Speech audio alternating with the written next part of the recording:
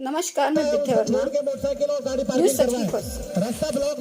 आज हम आए हैं नैनवा भूतली, राजस्थान, जहां भीम आर्मी राष्ट्रीय अध्यक्ष चंद्रशेखर आजाद सामाजिक न्याय महापड़ाव को संबोधित करने हेलीकॉप्टर के द्वारा पहुंचने वाले हैं। आइए चलते हैं हेलीपैड, जहां चंद्रशेखर आजाद जी कुछ ही देर में पहुंचने वाले हैं।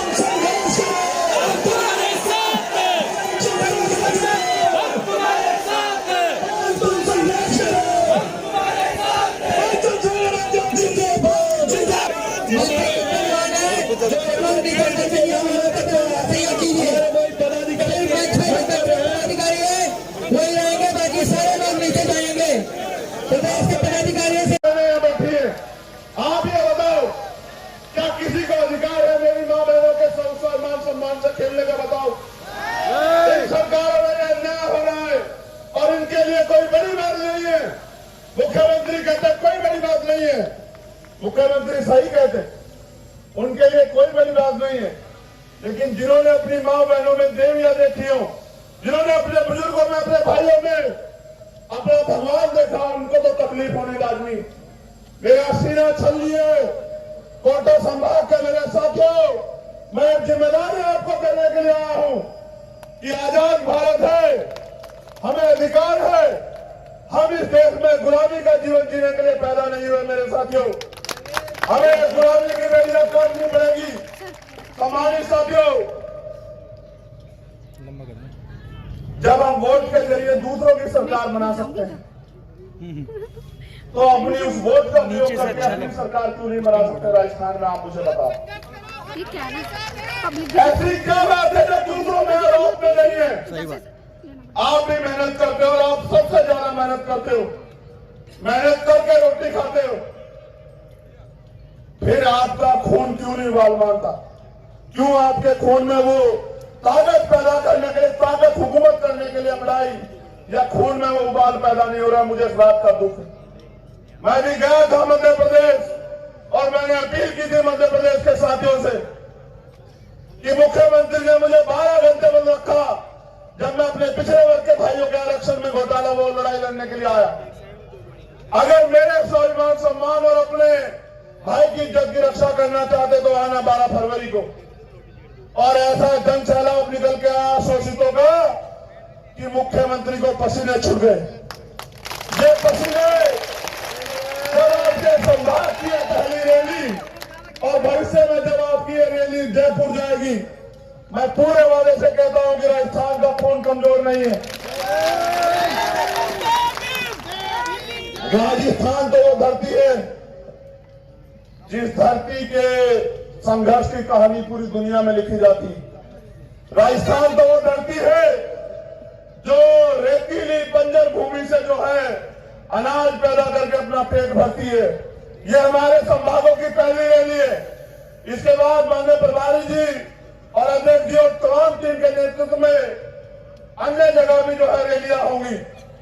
मैं तो आपसे अपील करने के लिए आया, ये अपील पहले से दोहरा दे रहा हूं कि आपको याद रहे कि जिस दिन जयपुर का बुलावा आएगा, मैं सिर्फ आपको बुलावा देने के लिए आया कि जिस दिन स्वाभिमान, सम्मान और हक अधिकार और अपने वजूद को बचाने के लिए जयपुर में सभा होगी, उस दिन आप में से कोई घर न रहे और जो यहाँ आया है वो कम से कम 10 शादियों को जयपुर लेके आने का काम करे।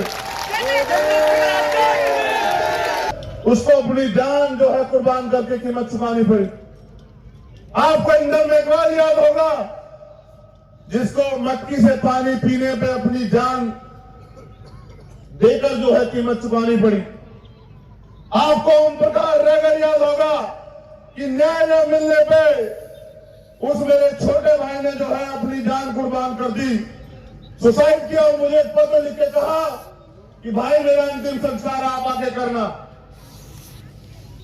अगर मैं याद दिलाऊंगा तो आपको कार्तिक भी याद आएगा कि किस तरह से मेरे भाई की हत्या हुई, हत्यारे आराम से चैन से घूम रहे हैं, और जिनको न्याय दिलाना चाहिए, जिनको न्याय देना चाहिए उन सरकारों को, वो सरकारें उन विधायकों की और उन नेताओं की सुरक्षा बन के खड़ी हुई है। ऐसे राजस्थान में जी रहे हो आप लोग। मैं अगर घटनाएं बताऊंगा तो शाम हो जाएगी। यहां बैठा एक नौजवान खुद से पूछे, क्या आजाद भारत में आपको स्वाभिमान, सम्मान और हक अधिकारों के साथ जीने का अवसर मिलना चाहिए, नहीं मिलना चाहिए? बताओ। मिलना चाहिए।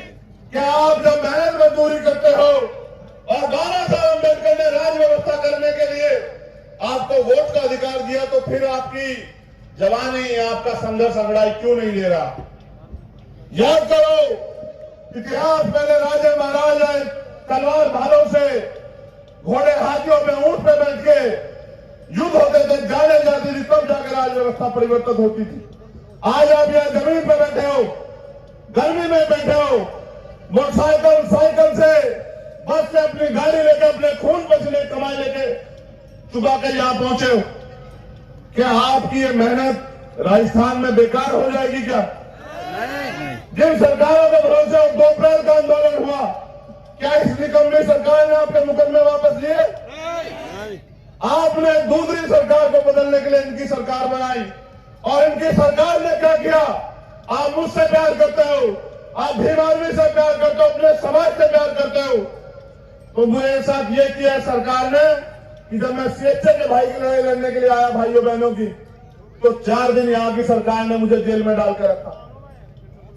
मुझे रात को होटल में सोते हुए को और चुपचाप आगे कि हमारे साथ चलना पड़ेगा, ले जाकर निर्दोष होते हुए मेरे साथियों को मुझे जेल में डालने का काम किया। ये दिया यहाँ की सरकारों ने आपके भाई को और आपके स्वाभिमान, सम्मान को। जब मैं यहां जालौर की घटना में, पाली की घटना में आता हूं, तो मुझे एयरपोर्ट पे बंद कर लेते हैं। 12-12, 14-14 घंटे में यहां खून के आंसू रोके निकल जाता हूं वापिस, इस उम्मीद के साथ कि एक न एक दिन तो मेरे लोगों के दिल में आग उठेगी और वो इन निकम्मी बहरी सरकारों के भरोसे रहना छोड़ के अपने अंदर दम पैदा करके अपने दम पे यहां खड़े होने का काम करेंगे। हमारी साथियों, मेरी माताएं बहनें यहां बैठी हैं, आप ये बताओ, क्या किसी को ये अभी वो यहाँ राजस्थान भी आए थे भगवान देव नारायण जी के यहाँ मत्था टेकने। यही बीजेपी की सरकार है जिन्होंने 73 एक दिन में गुर्जर समाज के लोगों को खून के आंसू डुलवाए, और उन माओं को जो है ना, उन माओं की कोख सुनी। अब हमारे लोग इनका खेल समझ गए। डॉक्टर अम्बेडकर ने हमसे कहा कि सुबह के समय 2 घंटे बजे की एक मंदिर के स्कूल की आपको तय करना काम है।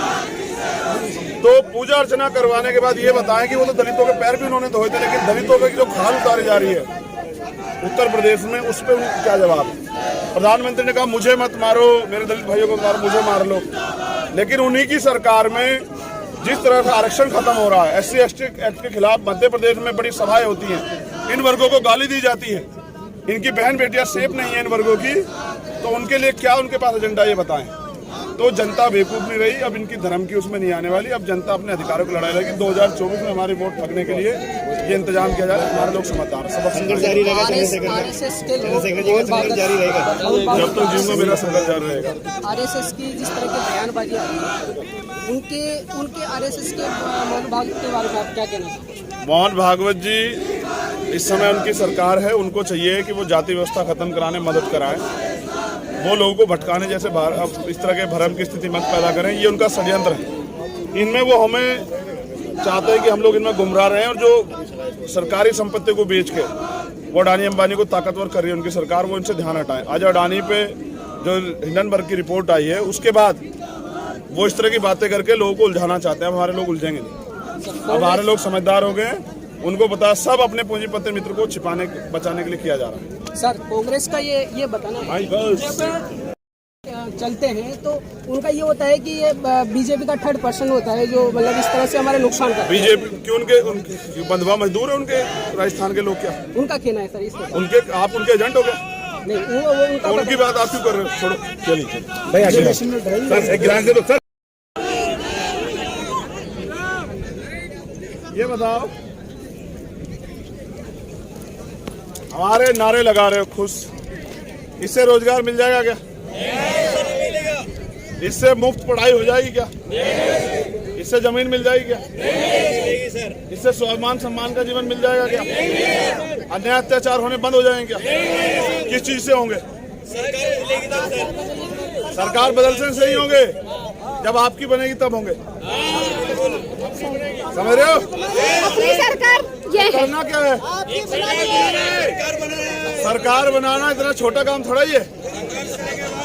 पहले इच्छा शक्ति पैदा करनी पड़ेगी। तो इच्छा शक्ति पैदा करो पहले अपने अंदर कि भाई अब हम मांगेंगे नहीं किसी के से, अब हम अपनी ताकत बनाने के लिए मेहनत करेंगे। ठीक है चलो ठीक है। नैनवा के साथियों का धन्यवाद।